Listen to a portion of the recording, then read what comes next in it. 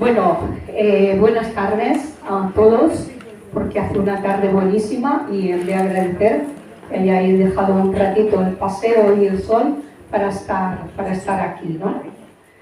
Pues aquí tenemos ya la segunda parte del libro anterior de la autora, Los que hicieron Albacete, y tengo que confesar que me he quedado apabullada.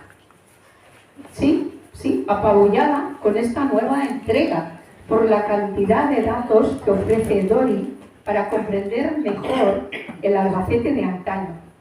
Y qué mejor forma de entenderlo que a través de las personas y de las familias que lo habitaron. Lógicamente, en el libro figuran familias muy destacadas socialmente. Y lógicamente también existieron otras muchas, muchísimas, la mayoría, que no tenían apellidos conocidos, pero que integraban nuestra sociedad, a pesar de que cuando nacían, ningún periódico de la época se hacía eco de ese nacimiento, ni elogiaban las virtudes de la madre, ni lo lindísima que era la recién nacida. Dori ha hecho un trabajo riguroso e incuestionable, enlazando los árboles genealógicos de las distintas familias. Pero creo que ha hecho mucho más. En realidad nos ha mostrado un gran árbol de varias generaciones, con muchas ramas, en el que puede vislumbrarse cómo era y hasta cómo es esta ciudad que nos acoge a todos con nuestras luces y sombras, con nuestros aciertos y nuestros errores. Porque no, Albacete no es Disneylandia, pero es una ciudad que sabe cambiar y adaptarse según el latir de la época y de la evolución de los que la habitamos. Como ya tengo una edad, he podido conocer y tratar a muchas de las 1.800 personas que figuran en este libro. Solo nombraré algunas, o sea que no os preocupéis. Por empezar por el principio, quizás ha llegado el momento de describir el pánico que me producía asistir a la consulta del doctor Manuel Acebal Lújar, que me metía una cucharilla o lo que fuera en la boca hasta casi hacerme vomitar y me hurgaba en los oídos, según me parecía a mi sensibilidad infantil, con poca delicadeza. Así fue durante muchos años, hasta que mi otorrinolaringólogo, vaya palabreja, de cabecera, pasó a ser el doctor Juan Culler, que aparecía en el libro anterior y que era muy amigo de mis padres. Me he detenido también en la familia Belmonte Useros. En numerosas ocasiones entrevisté a Carmina Useros, que fue un auténtico motor de la cultura de Albacete y de Chinchilla. Tuve la suerte de trabajar desde el gabinete de prensa del ayuntamiento con su hija, Carmina Belmonte, primera alcaldesa de la ciudad y una rara avis por su honestidad y buen hacer en el compulso mundo de la política. Su hermano pequeño, José Pablo, es un aventurero nato, asistió a varios talleres de escritura de los que yo impartía, y con Elisa, la soprano, coincidí en las aulas del Instituto Bachiller Sabuco durante el bachiller. No me olvido de Rosa Gaude, que me dio clases de griego. Cuando estudiar a los griegos, y no solo las declinaciones, era una asignatura importante por todo lo que nos podía aportar. O de Pilar Gaude, que me enseñó a amar el latín, que ya tiene mérito. Quiero mencionar a Arturo Botor y Mestre, quien, entre muchas cosas, ejerció como presidente del Colegio de Médicos y al que entrevisté en numerosas ocasiones. Tengo que decir que me encantaba entrevistarlo porque no tenía pelos en la lengua a la hora de hacer denuncias. También nos trajo a Albacete las exposiciones cañinas, que en aquellos tiempos eran una rareza todavía. Esto de ver las exposiciones y de ver que había gente que amaba y cuidaba a los perros. Ahora ya es más normal. Y no me olvido de José Prat, una de las personas más lúcidas que he conocido en mi vida. por avatares de esta vida, vivo ahora en una calle que lleva su nombre. José Prat tuvo una vida muy intensa y no toda en España, de donde tuvo que exiliarse a raíz de la guerra civil. Esa guerra que parece que todavía no ha terminado en este país.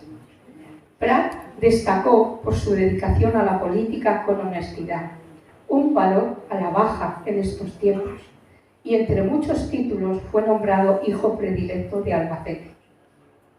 De José Prat podría decir muchas cosas, pero solo voy a recordar algo que me dijo en una entrevista que le hice, siendo ya muy mayor. Me comentó que le gustaba el escudo de Albacete por el murciélago que figuraba en él, y añadió que la razón de su preferencia es que este animal podía ver en la oscuridad. Como masón que fue, conocía el significado de los símbolos y apuntó que ver en la oscuridad era una cualidad muy necesaria. Yo estoy absolutamente de acuerdo con él. Imprescindible, diría yo, en estos tiempos oscuros que vivimos. Para terminar, solo quiero elogiar el trabajo de Dori. Ya le comenté con el libro anterior que había encontrado la horma de su zapato. Dori no es historiadora, ni falta que le hace. Tiene una cualidad a la hora de escribir que no se aprende en ninguna universidad. Quizás sea esa cualidad a la que se refería José Prat, la de ver en la oscuridad y penetrar en asuntos de la existencia cotidiana de la mano de su intuición y de un saludable sentido del humor. Eso, además de poseer entusiasmo para afrontar el trabajo que se propone. Me consta que Dori se lo pasa muy bien, pero que muy bien, investigando y escribiendo. Y esto es un lujo, te dediques a lo que te dediques. Yo le deseo, como dice el poema de Cavafis, que su camino con la escritura sea largo, lleno de experiencias, que no apresure nunca el viaje, mejor que dure muchos años y atracar ya vieja, enriquecida de cuanto ganó en el camino. Le deseo que Ítaca, su Ítaca particular, le brinde un hermoso viaje y sobre todo que no tema a los lestrigones, ni a los cíclopes de turno, ni siquiera al salvaje Poseidón. O dicho de otro modo, como sabemos bien los peregrinos del Camino de Santiago y de la vida, que sigas disfrutando del camino, porque lo importante no es la meta, sino el camino. Así que buen camino, Dori, y muchas gracias a todos vosotros por la escucha. Muchas gracias.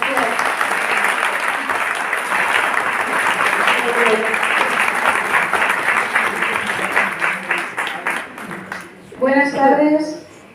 Lo primero que quiero es agradecer a todas las personas que trabajan en la Librería Popular, desde la primera hasta la última, las actividades que me han dado para poder presentar mi tercer libro aquí esta tarde, por la sensación de cercanía, comodidad y seguridad que me ofrecen siempre como buenos vecinos que son. Yo vivo justo al lado. Gracias a Rosa Villada, amiga primero y cronista oficial de la Sede de Albacete segundo. Le dije que yo no presentaba un libro si no la tenía a mi lado, porque me transmite mucha confianza. La considero mi madrina literaria, yo no estoy acostumbrada a hablar en público, ella sí, a ver si se me pega algo. Ha estado conmigo en la presentación de los dos anteriores y espero que esté en las de los siguientes, si no te cansas de mí. Gracias a todos los miembros de las familias que aparecen en este libro y que han venido esta tarde, así como a los que no aparecen pero me conocen o tienen curiosidad por el libro y también han querido acompañarme hoy. O sea que resumiendo, gracias a todo el mundo. Hace poco más de un año presenté el anterior, lo que hicieron Albacete, en el Salón de Actos de la Biblioteca Pública del Estado. Era el 23 de marzo, el 23 del 3 del 23. Entonces dije que mi primer libro lo había presentado el 19 del 9 del 19 y que quería presentar el siguiente el 24 del 4 del 24. Pues os habéis adelantado todos 20 días porque hoy es 4 del 4. Me he adelantado 20 días porque me interesaba presentarlo antes del día del libro, que como sabéis es el 23 de abril. Bueno, sin querer cansar ni aburrir y esperando terminar pronto porque todos tenéis cosas que hacer. me gustaría contaros un poco el proceso de escritura y de creación del libro y algunas anécdotas y noticias curiosas de hace un siglo, de lo que pasaba por aquí, por Albacete, hace un siglo. En cuanto a la portada, el diseño lo ha hecho mi marido. Son, como veis, 6 fotos antiguas de familias que aparecen en el libro y que me han facilitado los descendientes. Debajo de estas fotos se intuyen otras, también de la misma época, es un montaje. En cuanto al título, lo pensé mucho para que pareciera lo más objetivo, neutral posible. No sabía si poner familias notables, distinguidas, destacadas, importantes, burguesas. Y al final optamos por relevantes. Y digo optamos porque se le ocurrió a mi marido, que también le dio muchas vueltas al título, se le ocurrió un día paseando por el parque. Aunque en realidad el libro debería haberse llamado El cuento de nunca acabar, porque no veía forma de terminarlo. Cuando tomaba la firme decisión de no sacar ni buscar ni un dato más, me aparecía algo curioso, interesante, y yo decía, ay, pues esto quedaría bien. Y en cuanto rascaba lo más mínimo, me salía información de familias que yo daba por terminadas. Entonces continuaba añadiendo datos y esto me pasó pues varias veces, pues muchas veces. Otro posible título, lo digo en broma, pero podría haber sido de Leopoldo O'Donnell a Joaquín Reyes. Y lo cierto es que los dos aparecen en el libro. La verdad es que O'Donnell, el político y militar, está un poco cogido con alfileres, porque una hermana suya, Beatriz O'Donnell y Jorís, era la abuela de Teresa Coy, que se casó con un abogado de apellido Cutoli, a los que va dedicado un capítulo. Y por su parte Joaquín Reyes, el humorista y monologuista que todo el mundo conoce, pues aparece en el capítulo de los Gotor.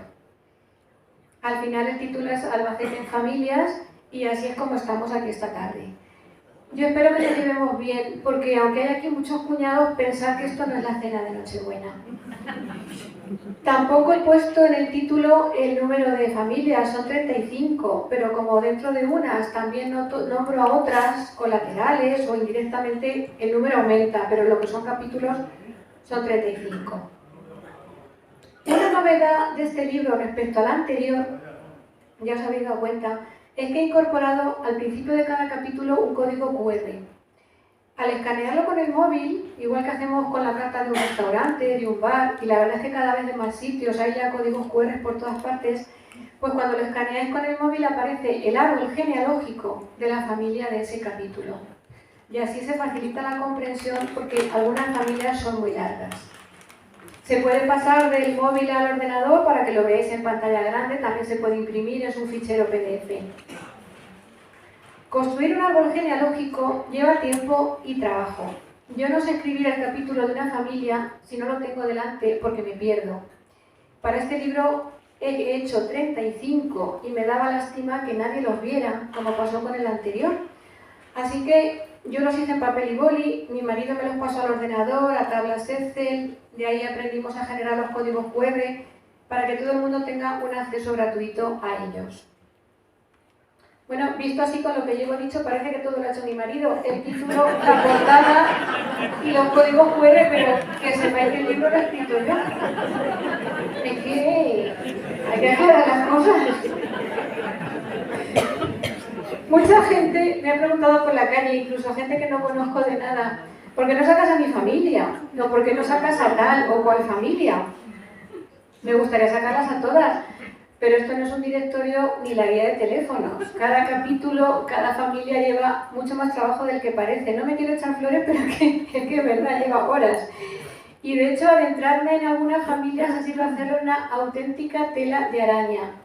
Porque ahora las veis así, ordenadas en el libro, por capítulos, con los matrimonios, los hijos, las descendencias, dónde vivían, a qué se dedicaron, qué cargos tuvieron, sus relaciones con otras familias por vínculos matrimoniales, las veis así ordenadas, que incluso algún fallo saldrá porque he manejado tantísimos datos que no me extraña que algún desliz haya tenido, y espero que se me perdone porque es que he manejado muchísimos datos. Bueno, pues parece que no ha roto un plato en su vida, pero me ha costado mucho completar, organizar y cuadrar algunas de ellas. Y de otras, lo que tenían información de sobra, y lo que me ha dolido ha sido tener que recortar. Porque mientras escribía este libro, La palabra que más ha resonado en mi cabeza y que más he pronunciado ha sido enredije, palabra que conoce todo el que sea de Albacete. Pero es que el libro era eso, era un enredo. Aparte de que me pilló el verano. Nos hicieron creer que vivimos 4 olas de calor el verano pasado. Y al final Albacete solo tuvimos una, que duró desde el principio de la primera hasta el final de la última. Aquí el calor no dio tregua. Fue un verano horrible, no me digáis que no. Ni con aire acondicionado, ni con ventilador, ni con abanico, ni con nada. Yo con la tensión por los suelos es que no tenía fuerzas. Me sentaba delante del ordenador y no podía escribir porque me sudaban los antebrazos, se me pegaban a la mesa, no me salían las palabras, todo se me mezclaba.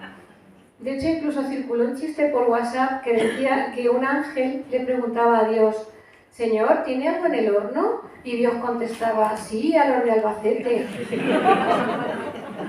Cuando por fin refrescó un poco en septiembre, yo volví a ser persona, me puse las pilas y ya ahí me cundió. Y ya fui terminando capítulos. Entonces empecé a repasar, a leerlos y a recortar por mi cuenta. Porque dije, antes de que el historiador Aurelio Pretel me diga que lo deje en la mitad, como me dijo con el anterior, y llevaba razón y se la tengo que dar, voy a recortar yo. Y me daba lástima borrar cosas, pero es que si no, con 35 capítulos, más el índice, la introducción, el prólogo, la bibliografía, me ponía en las 600 páginas. Así que me acuerdo mucho de ti, Aurelio, cuando recortaba. Por cierto, tengo que decir que el prólogo, la brillante, me lo ha escrito Javier López Galiacho. Contacté con él hace unos meses para que me diera datos de su familia, estuvimos hablando varias veces. Yo quería que el prólogo me lo hiciera algún miembro de alguna familia que aparece en el libro. Bueno, enseguida aceptó la petición, dijo que era un honor, que no se podía negar. Y la verdad es que lo conocéis, sabéis que siempre habla de Albacete con mucho cariño y con mucho entusiasmo. Le hubiera gustado estar aquí esta tarde, a las 8 de la mañana, esta mañana estábamos ya hablando, pero es que el lunes ingresa como académico de número de la Real Academia Europea de Doctores y está centrado preparando su discurso de ingreso, pero dice que le hubiera gustado mucho estar aquí. Bueno, ahora sí, ya se habéis dado cuenta, los que habéis comprado el libro es bastante más grueso que el anterior. El nene ha nacido rollizo. Pesa 1 kilo. Para ser libro está bien. Me puse como tope las 400 páginas, dije que no pasaba de ahí. Se me ha ido a las 472, pero es que ya era inevitable, ya no quería ni podía recortar más. Y eso que hice una buena poda, y fui recortando ramas y familias colaterales, y de gente que no tuvo una relación directa con Albacete, pero me iban apareciendo. Siempre había un cuñado que abría otra rama y otros apellidos, y siempre salía un primo nuevo que me agrandaba el árbol genealógico con su larga descendencia. Y es que con algunas familias, con las más grandes, de tantos sacar datos, de tanto ir ascendiendo, me veía llegando Adán y Eva. Pero ni eran de Albacete ni hicieron nada por Albacete. Adán y Eva ni nacieron aquí ni están enterrados aquí, yo no tengo por qué sacarlos. Si les sienta mal, pues ya se les pasará. Gran parte de la información que aparece en este libro ya la tenía guardada cuando presenté el anterior, cuando lo publiqué. Como era tanto volumen, pues lo dividí en 2, tal y como me aconsejó nuevamente Aurelio Pretel, por lo cual este libro se considera la segunda parte. Porque yo tenía muchos datos de las generaciones más antiguas, pero en algunos casos me faltaban datos o nombres de las actuales, de los que están vivos ahora. Así que yo misma me sorprendí buscando contactos bisagra, enlazadores, personas que yo conocía y que sabía que conocían a otra gente que iba a salir en el libro. Así que fui como tendiendo redes, me puse en comunicación con estas personas, me fueron dando teléfono, fui con muchas llamadas, mucho WhatsApp, para encontrar algún nieto, algún bisnieto, algún primo, alguien que me pudiera dar datos. He intentado conseguir la máxima información posible y aún así vuelvo a repetir que a lo mejor algún error sale, pero es que es inevitable, son muchos datos. De algunas familias pedí información a bisnietos o bisnietas y se volcaron en darme datos. Me abrieron literalmente sus álbumes de fotos antiguas y se llamaron entre hermanos y primos para darme algún dato más, ampliarme alguna información o corregirme algún error. Ahí también me ha resultado curioso, miembros de algunas familias que no saben cómo se llama ni uno solo de sus bisabuelos. Y otras familias directamente no han querido saber nada de nada. Yo lo respeto. En fin, cada familia es un mundo y estas, por muy notables y relevantes que sean, pues no van a ser menos.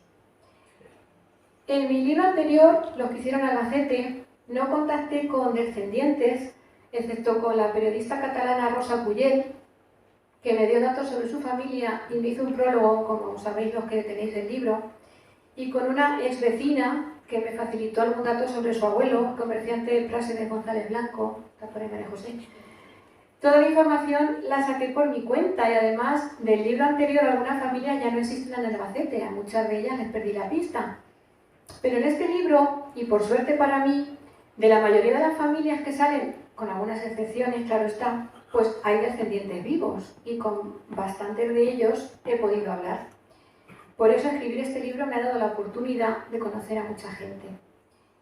Y mientras hablaba con ellos, escuché repetidamente alguna frase. Me decían, no sabía de mi familia ni la mitad, o sabes tú más de mi familia que yo.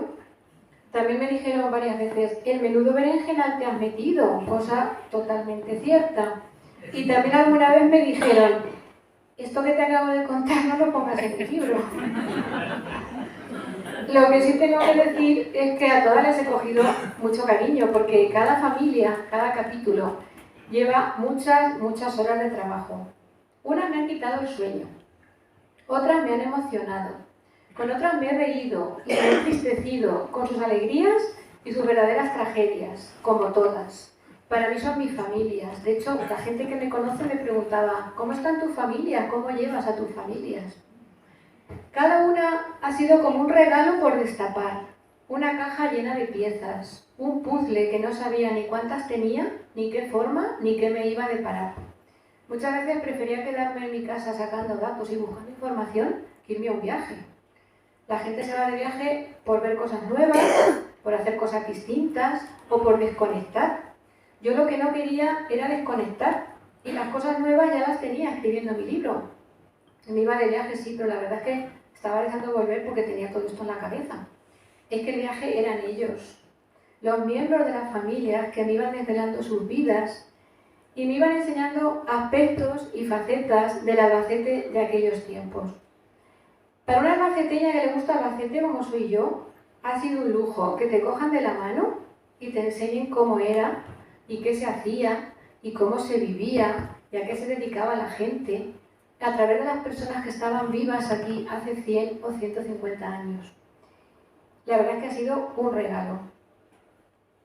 El año pasado, en la feria, en el stand de Diputación, en un acto de Aluex, escuché al historiador Vicente Pascual Carrión, dijo que el historiador no sabe, el historiador busca. Quiero que quede claro que yo no soy historiadora, ya lo ha dicho Rosa, ni pretendo serlo, ni se me ocurrirá jamás compararme con los buenísimos y prestigiosos historiadores e historiadoras que tiene Albacete y su provincia. Yo soy una simple aficionada. Para mí estos dos libros han sido un hobby y nada más. Pero le doy la razón a Vicente porque la clave no está en saber. Yo no lo puedo saber todo, pero sí sé buscar. Y más que buscar, encontrar. Como os he dicho antes, yo me he encontrado muchas más cosas de las que he buscado.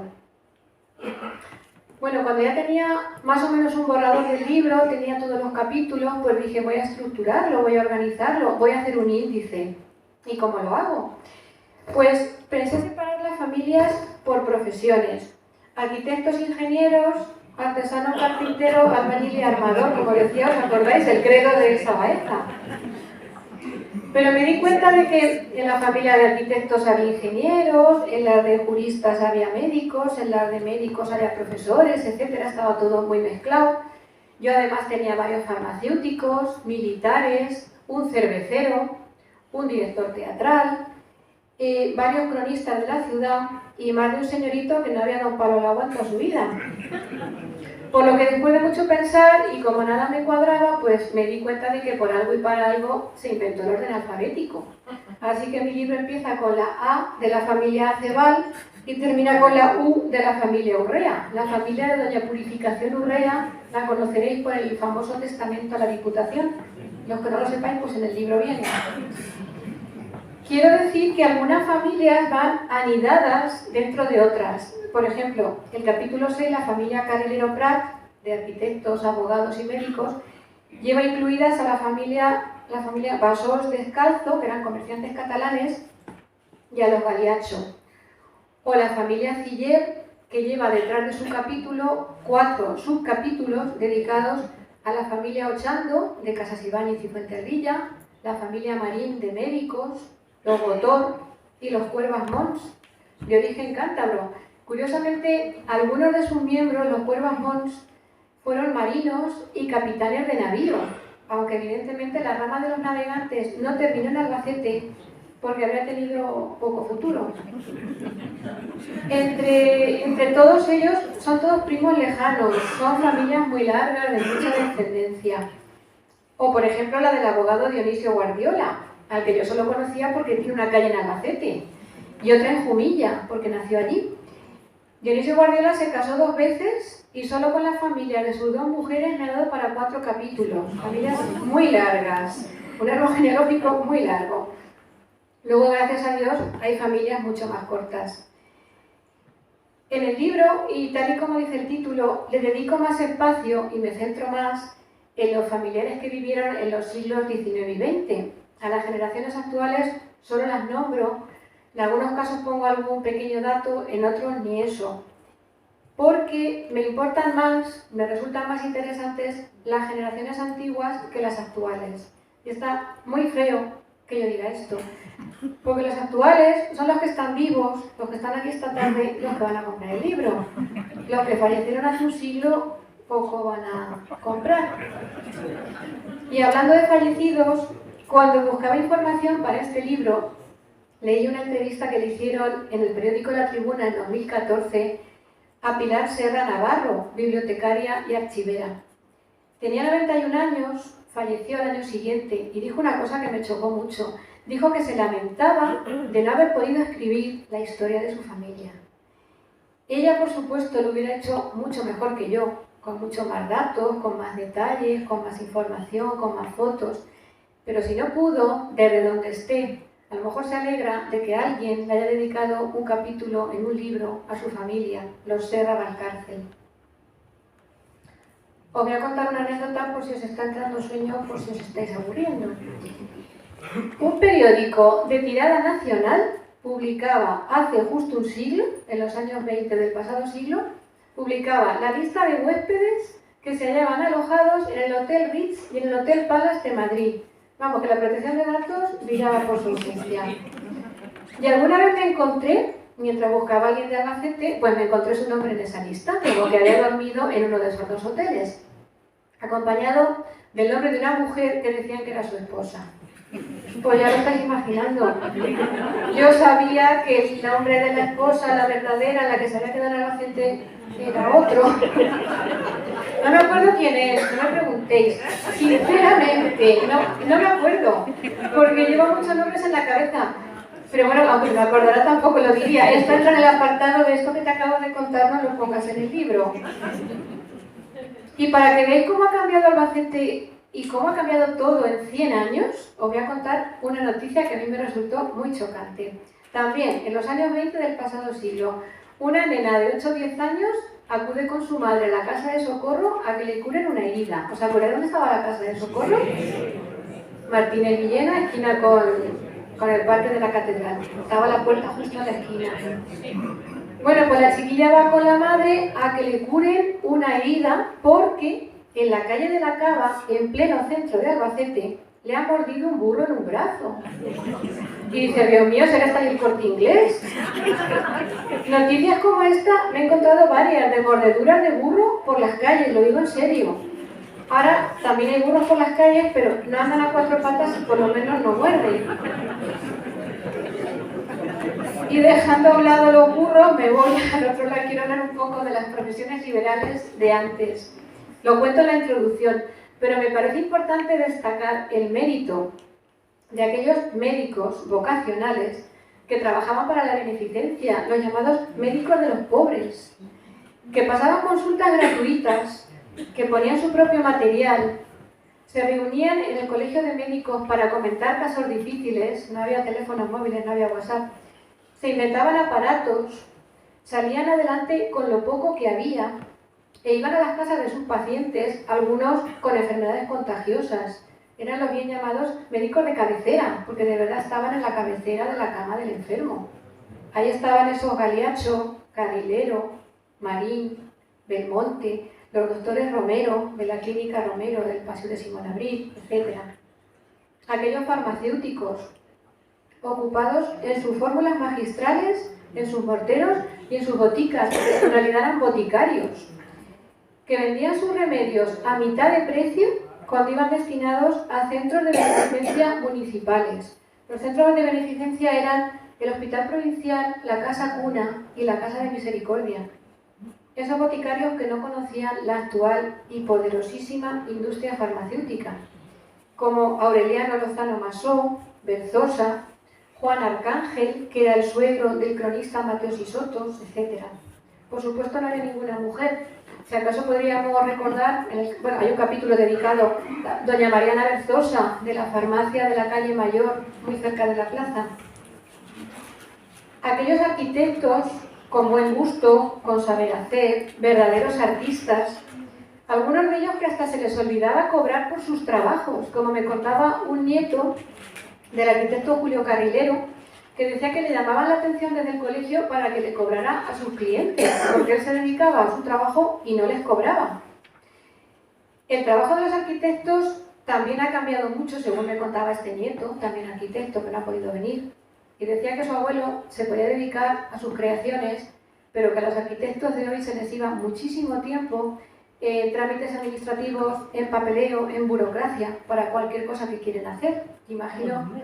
Y eso le pasa a todas las profesiones y eso nos pasa a todo el mundo. Vivimos entre burocracia y papeles. Ahí estaban como arquitectos Julio Carrilero, que todo el mundo lo conoce, Ramón Casas, Martínez Villena. Y ahora que he nombrado a estos tres, voy a hacer un pequeño inciso. Los tres, como sabéis, tienen calle en Albacete. Hice un listado de personas que aparecen en mi libro que tienen calle en Albacete y me salían más o menos 25. No me lo he traído, no lo voy a leer. Simplemente quiero que sepáis que conforme vayáis leyendo, pues os van a ir saliendo personas que tienen calle y siempre da gusto saber quién hay detrás de una placa de una calle, porque muchas veces no sabemos. Yo vivo en la calle Octavio Cuartero, pues ahora he aprendido muchas más cosas de él y sale en el libro también.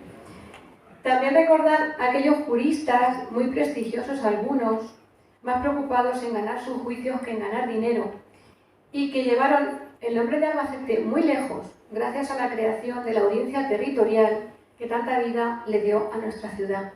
Ahí estaban los Gotor, los Serra, los Acebal, los Quijada, Dionisio Guardiola, Juan García Mas y muchos otros.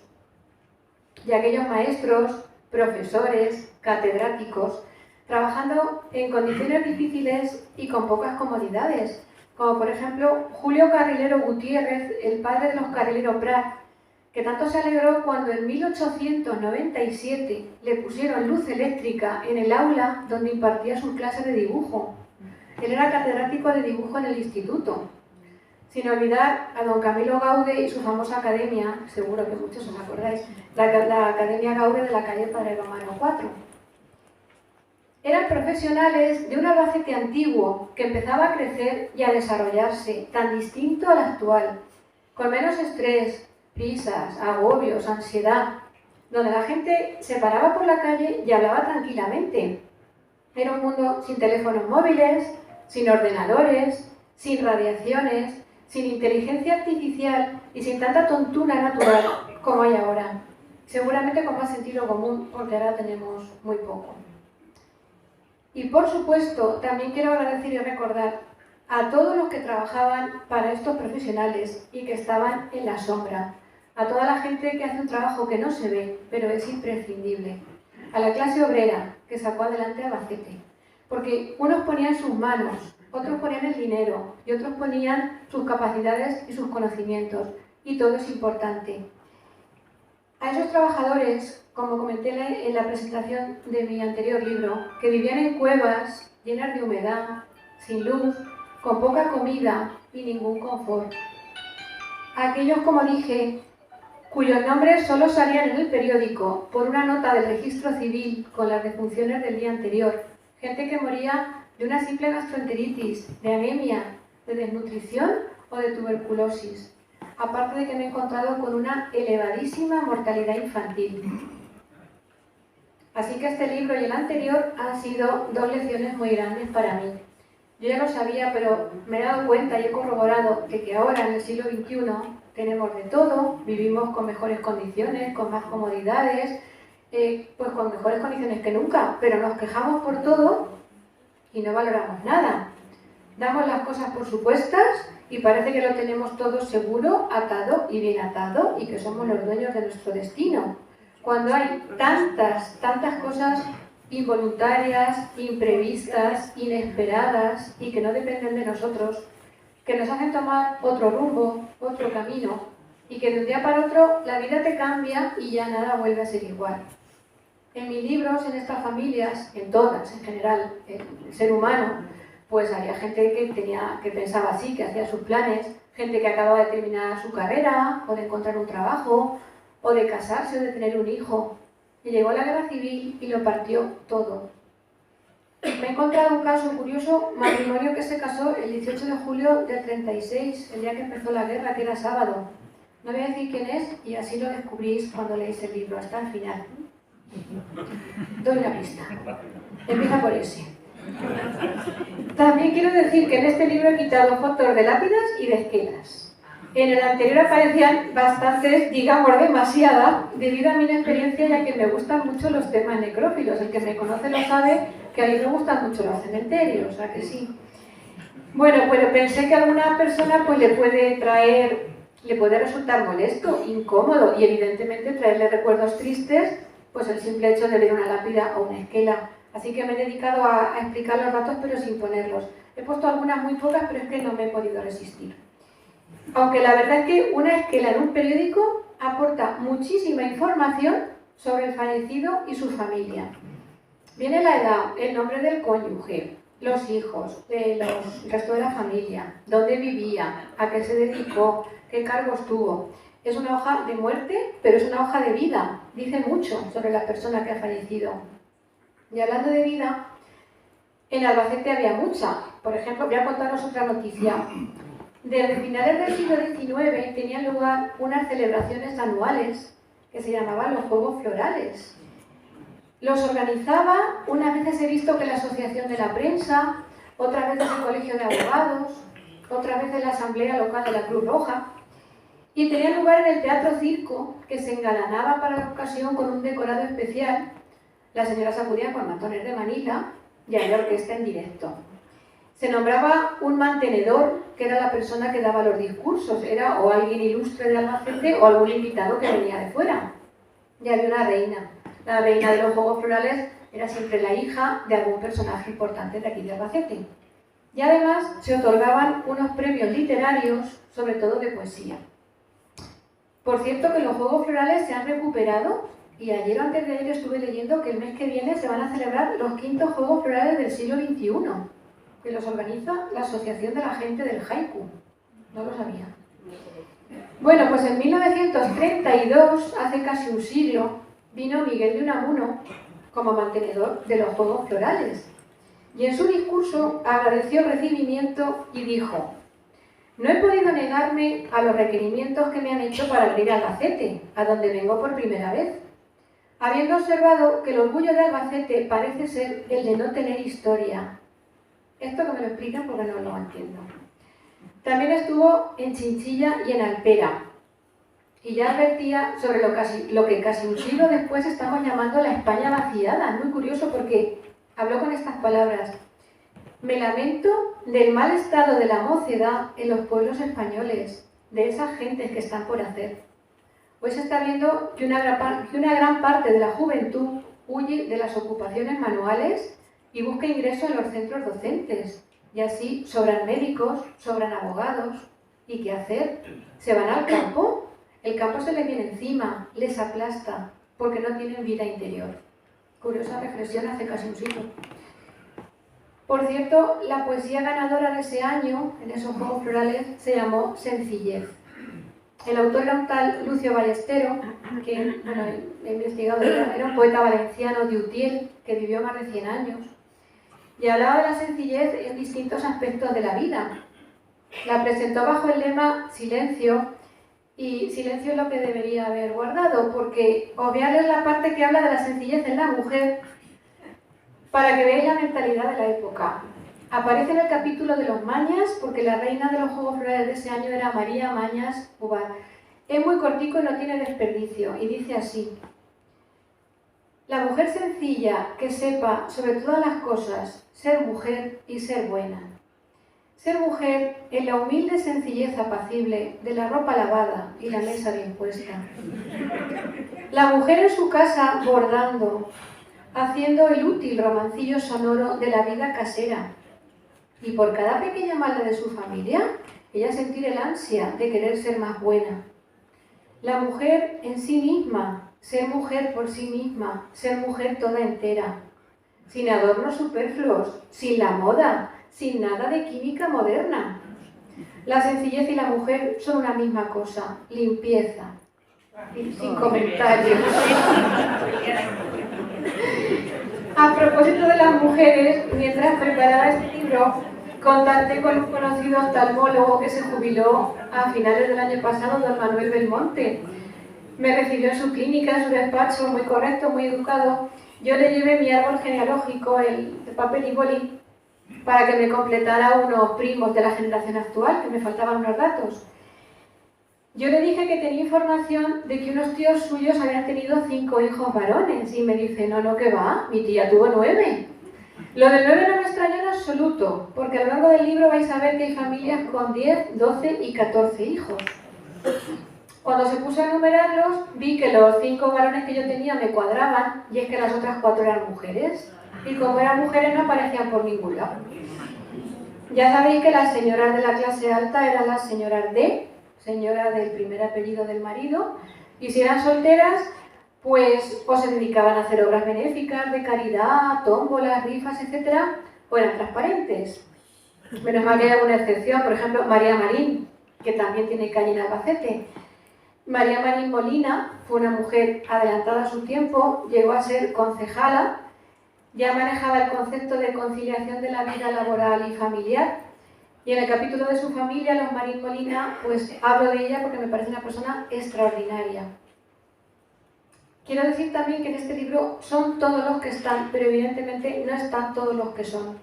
Considero que es bastante completo, creo que es complejo, he manejado muchísimos datos y unos capítulos me enlazan con otros. Y es que toda la gente se me mezclaba, es que lo tengo que volver a decir. Se casaban entre primos. Incluso tengo alguna boda de tío y sobrina. Que tela. Tenían un montón de hijos. O se casaban 2 hermanos de una familia con 2 hermanas de otra. Con lo cual, los hijos de las parejas, de ambas parejas, tienen los mismos apellidos. Parecen hermanos, pero son primos. Y eso hay que desenredarlo. O, por ejemplo, en algunos casos me he encontrado el bisabuelo, el abuelo, el padre, el hijo y el nieto se llaman igual. Nombre, primer apellido, bueno, primer apellido lógicamente, pero es que a veces me coincide incluso el segundo apellido. Y todo eso es una tela de araña que hay que desenredar. Así que puedo decir que aquí en Albacete, en estas familias, y salvo algunas excepciones, todos o son primos o son cuñados. Por lo que si al salir de aquí queréis organizar una comida familiar, reservar un local donde quepa mucha gente. Así que, aunque el libro en algunos momentos parece una tela de araña, un puzzle o un laberinto, quiero decir que me he esforzado por explicarlo todo y hacerlo lo más claro y lo más sencillo posible. Las familias están enredadas y enlazadas, pero yo ahí no tengo la culpa. De todas formas, recomiendo, cuando os pongáis a leer el libro, que escaneéis el código QR, porque no se tarda nada y aclara un montón, te aclara mucha información. Y también recomiendo que tengáis la cabeza fresca y clara y que no hagáis comidas ni cenas copiosas, como las que se metían entre pecho y espalda los médicos, los abogados, los políticos, cuando celebraban sus reuniones, sus homenajes o cuando venía algún personaje ilustre. Y por poner un ejemplo, voy a contar otra noticia. El Colegio Oficial de Médicos celebró una solemne sesión de clausura del curso 1930 que tuvo lugar en el Salón de Actos del Colegio Notarial. Vino de Madrid el doctor Gregorio Marañón para pronunciar una interesante conferencia sobre diabetes infantil. Marañón era endocrino. Después de la conferencia, los médicos albaceteños obsequiaron a Marañón con un banquete en el Gran Hotel, que al fin y al cabo era cruzar la calle, con el siguiente menú que os voy a leer. Entremeses selectos, crema de cangrejos, langosta y langostinos, salsa tártara, capones finos con champiñones, espárragos de Aranjuez, ravigot, carrés de ternera lechal en su jugo, patatas loreto, ensalada primaveral, helado montado a la suiza, fruta, vino, champán, café, habanos y licores. Todo eso de cena. Y digo yo que entre tanto médico después se tomaría algún remedio para hacer la digestión. Y pensar que muchos de los que estáis aquí os cenáis un yogur. Y hablando de café, os cuento otra noticia curiosa. 2 años antes, en 1928, un periodista de un periódico de tirada nacional escribió lo siguiente: Albacete es el pueblo de España donde mejor café se degusta. Cuando el forastero llega a la capital, experimenta parecida sensación por el aromático afrodisíaco a la que percibe el inexperto viajero cuando visita las bodegas de Jerez, ya que en Albacete, incluso en las buñolerías, se sirve buen café. Y también lo dijo, y voy a terminar con ella, la escritora gallega Emilia Pardo Bazán, cuando estuvo en nuestra ciudad en 1916. Ese año era el tercer centenario del fallecimiento de Cervantes, y Albacete fue la primera capital de España en erigir un monumento a este escritor. De hecho, fue ella quien puso la primera piedra. Vino invitada también a unos juegos florales, aprovechando el viaje, y de Albacete le gustó el café y los amaneceres rojos. Estuvo 2 días e hizo un comentario que me llamó mucho la atención. Dijo: me asombra que Albacete sea una ciudad tranquila, pues con tantas fábricas de cuchillos, navajas y puñales, no sería de extrañar que hubiera muchos altercados callejeros. Que no somos como los americanos, que van con la pistola, los norteamericanos. En una revista que se editaba en Barcelona llamada La Ilustración Artística, en el apartado de vida contemporánea, Emilia Pardo Bazán publicó un artículo sobre Albacete bastante largo y decía que cuando volvió a Madrid, que todo el mundo le preguntaba: ¿y cómo es Albacete? Y ella respondía: nadie tiene, visto está, la menor idea de tal pueblo. Es un misterio. Se encuentra a 6 horas en tren de Madrid y tiene fama su cuchillería. Nadie sabe una palabra más. No me digan que no es gracioso. Hablo de una calle muy amplia, recién abierta, como una gran vía. Era el Val General, la actual calle Ancha. Y de todos los bonitos edificios que se habían construido o que se iban a construir. Le impresionó mucho la fabricación de cuchillos y navajas que le contaron, le explicaron. Y le hizo mucha gracia el hecho de que en la feria, en nuestra feria, uno de los artículos que más se vendían eran guitarras y castañuelas. Dijo que era una ciudad con grandes perspectivas de crecimiento, ahí acertó de pleno, que aquí se vivía muy bien y que los sueldos eran altos, no sé los sueldos de quién. Y escribió: ahí está Albacete, que no pasa por ser uno de los lugares más recomendados al capricho del turista. No competirá con Toledo y Salamanca en cuanto a edificios antiguos y maravillas arquitectónicas, pero tiene elementos pintorescos sobrados. Termino ya dejando el buen sabor de boca de que Albacete, a día de hoy, no está a 6 horas en tren de Madrid, ni es un misterio, ni un desconocido pueblo, que sí está en los caprichos del turista, que tenemos la mejor feria del mundo y que no competimos con Salamanca, ni con Toledo, ni falta que nos hace. No quiero cansaros más, solo quiero desearos que disfrutéis de la lectura de mi libro, igual que yo he disfrutado mientras lo escribía, y deciros que Albacete y todos los que vivimos aquí somos muchísimo apañados y bonitos del todo. Muchas gracias.